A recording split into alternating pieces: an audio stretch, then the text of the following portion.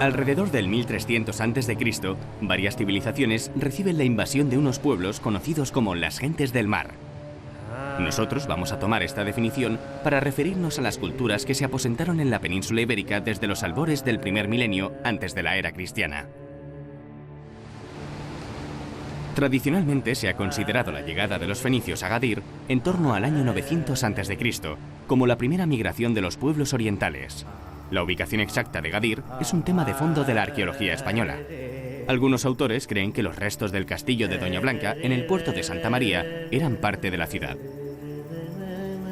La investigación actual ve Gadir como una especie de emporio dividido en varios espacios. La propia ciudad de Cádiz, el castillo de Doña Blanca y Santipetri, donde pudo estar ubicado el templo de Hércules Melcar. Para aumentar el debate, algunos arqueólogos identifican este complejo de poblaciones con la mítica Tartesos. Los griegos se establecieron en Ampurias, teóricamente su colonia fundacional en Iberia. Pero, ¿estamos en lo cierto?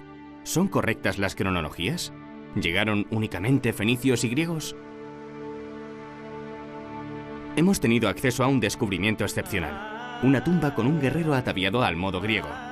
La arquitectura del enterramiento es fenicia, pero el ajuar parece el de un hoplita. La panoplia bélica que presenta el individuo es muy característica de un soldado de los conocidos como de tipo hoplita, donde ya sabemos que el armamento fundamental de este tipo de infantería está conformado por el casco, el escudo y la lanza. Apareció durante una intervención en el centro de Málaga hace unos meses. En la Málaga del siglo VI a.C. parece que hay un aumento grande de las estructuras defensivas, como puede comprobarse en sus murallas. Quizá nuestro personaje fue o un gran general o un aristócrata griego que comandaba una falange de mercenarios. El caso es que en la cercana Gadir hemos contrastado un episodio de violencia durante la misma época. Debajo del Teatro del Títere, en pleno centro de Cádiz, se muestra ante nosotros parte de la ciudad fenicia. Al principio del VI vuelve a haber un gran incendio, en este caso sí está muy bien documentado, donde la ciudad se vuelve a abandonar y reconstruir inmediatamente ya en el primer cuarto del siglo VI a.C. Curiosamente, esa parte de la ciudad tiene muy poca duración porque ya a partir de la segunda mitad del VI a.C. se desaparece la ciudad y no se vuelve a documentar ningún resto arqueológico hasta época romana. Durante su excavación, los investigadores encontraron unos restos humanos que tienen mucho que decir. Estaba encima de un lecho de arena y con señales de haber estado en contacto con un incendio, porque tiene una especie de lasca, de mácula, cenicita sobre su hueso. Muere en el siglo VI, cae así, sobre esa postura, es cubierto por la arena y no lo toca absolutamente nadie. Se pudre ahí. Y pasan 2600 años y entonces cuando lo encontramos así, el resultado que nos han dado es que el ADN del sujeto tiene dos líneas. En una de ellas predominan los genes de AV1, AU.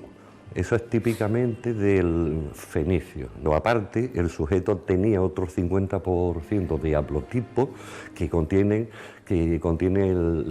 la línea H, más frecuente en Europa occidental aún hoy día. Se piensa que era probablemente hijo de madre indígena de la zona y padre, desde luego, sin duda alguna, de genética fenicia. Un hombre con rasgos locales y orientales, pura mezcla. En toda la zona del estrecho, desde Almería a Huelva, los testimonios de la presencia oriental son enormes. Dentro de la cueva de Gorham, en Gibraltar, se excavó este altar púnico. Su cronología es muy antigua, en torno al siglo VIII. Y no muy lejos, un yacimiento más antiguo, la gran ciudad de Alcorrín. Es una fundación del siglo IX a.C., una fundación premeditada, o sea que en un determinado momento histórico se construyó la fortificación exterior enorme, con esta muralla de 2,5 kilómetros de largo, los bastiones y la arquitectura interna, con los primeros edificios rectangulares y divididos en varios ámbitos de la época. O sea, son edificios de más de 150 metros cuadrados. Un asentamiento que parece demostrar la convivencia cultural entre las poblaciones indígenas y las orientales. Estamos en el ambiente, pero no estamos en el centro de lo que se suele llamar cultura tartésica. Su urbanismo así lo indica. La tradición de esos pavimentos de conchas viene también del Próximo Oriente. Ahí, desde la Edad del Bronce medio, de la Media Edad del Bronce, hay ejemplos de pavimentos de conchas también, que se encuentran ahí también siempre en el exterior de los edificios, nunca en el interior, que decoran las fachadas, por ejemplo, bordean ventanas y puertas con un sentido muy probablemente aprotopaico, seguramente. O sea, espantan el mal y por lo tanto están ahí donde, en la huella, en el umbral del acceso de las casas. Alcorrín fue abandonada ordenadamente. Y no tenemos ninguna huella de destrucción, ni fuego, ni tampoco huellas de terremoto, algo así, nada. Y todo eso nos indica que el yacimiento ha sido abandonado de manera premeditada, de manera tranquila, digamos.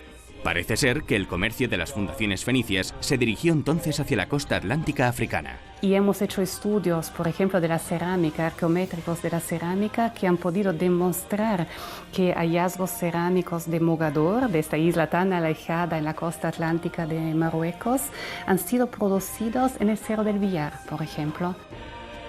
Queda mucho por saber de este periodo, en el que la gran amalgama de textos antiguos, yacimientos e interpretaciones va aclarándose con la investigación moderna. Lo que se atisba es un mundo rico y complejo, con personas y comunidades que se desplazan por el Mediterráneo en todas direcciones.